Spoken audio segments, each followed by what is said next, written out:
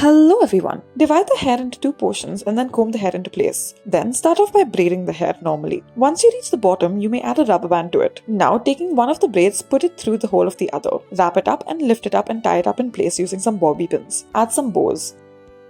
Take a small section from the top and tie a rubber band to it. Take a section from the front and again add a rubber band. Repeat the step. Divide the top central portion into two parts and then braid it up with the other parts. Do this with each of the sections that you have created. Include more and more sections as you progress. Do this until it falls to the side and you are out of sections. This is what it should look like. Once you are out of sections, you may make a normal braid out of it. Then, after you have made the normal braid, tie both of the braids up at the back and join them. Add a decorative clip.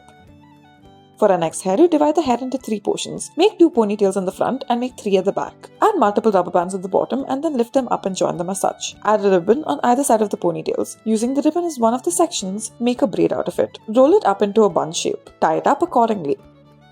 For our next hairdo, take a small section from the front, make a ponytail out of it and roll it in on itself. Then braid the hair. Take a small section of the hair and then pull it through the braid. Do this in multiple sections of the hair. Do this 3 times. Braid the portions of the hair that you have pulled through the initial braid. Do this on the other side and join it at the back. Add a decorative bow to it.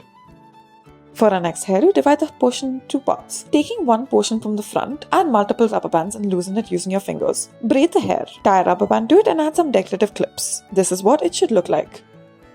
For our next hairdo, take a small section from the front. Divide this into two parts and add 2 rubber bands. Join them together and then roll it in on itself. Make a ponytail at the back. Tie a rubber band. Braid the front of the hair, make another section at the back and then tie a rubber band to it. Make another braid and then roll it upwards. Add a decorative clip or rubber band.